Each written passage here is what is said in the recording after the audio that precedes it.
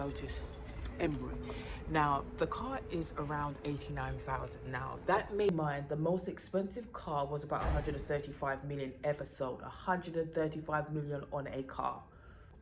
Now, that is a lot of money. I'm assuming that the car probably sold for that price because it was a vintage car. The Lotus is not a supercar, nor is it a hypercar.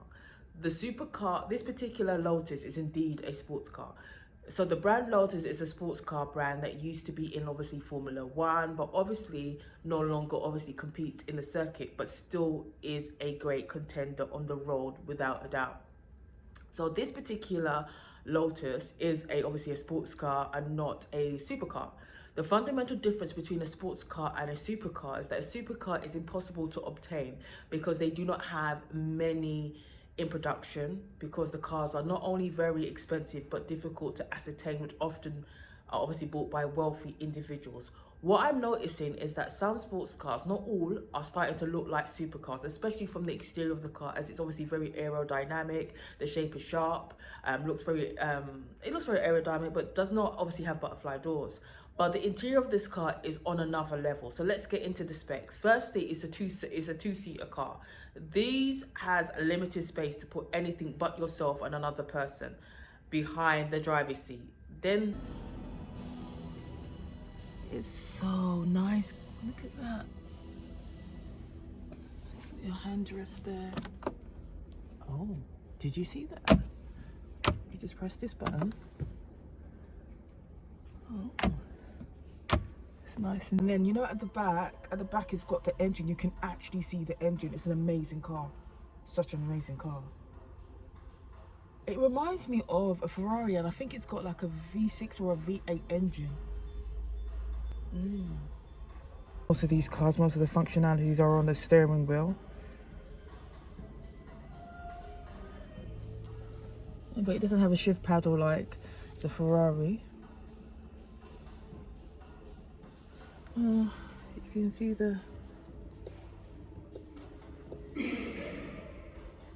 performance of the car and stuff. It's quite good. Goes into a sportier setting, so it will hold the gear longer and change gear slightly quicker.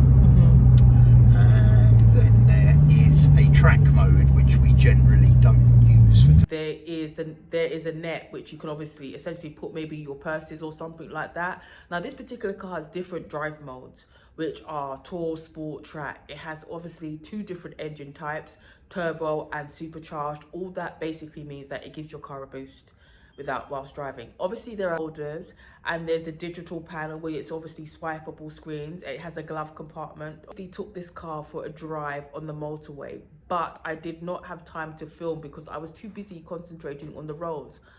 No, 70 miles per hour. Everybody had to obviously concentrate. However, I managed to push this car to the speed of the motorway, which is about 70 miles per hour. It was good drive. The only thing that I didn't really like was the feel of the steering wheel, material on it. It just felt dry. I did not feel like it did. I didn't feel like it kind of glided through my hand as much as I would have liked it. The car's a great car though. I think that this is one thing I like about this car, because not only does it offer alternatives in various colors, but you are able to change things within reason, which is always a big plus. One thing I want to mention is that you can actually see the engine. So when you want to change gears to go from tour mode to track mode, trust and believe me, the engine is loud. Now Lotus has SUV, right? And despite not driving it, this car was a beautiful car to look at, and it aimed at having more people on the seats. I like the Lotus Emira because obviously it's a two-seater car, and you know, frees a crowd. I think that this was a perfect drive in terms of I feel like this was a perfect drive in terms of speed, performance. I just didn't like the steering wheel. It just felt rough, not rough, but I just didn't like the material. That's the long and short of it. I just didn't like the material. But anyway, peace out and take care. Thank you very much indeed for watching. Bye bye.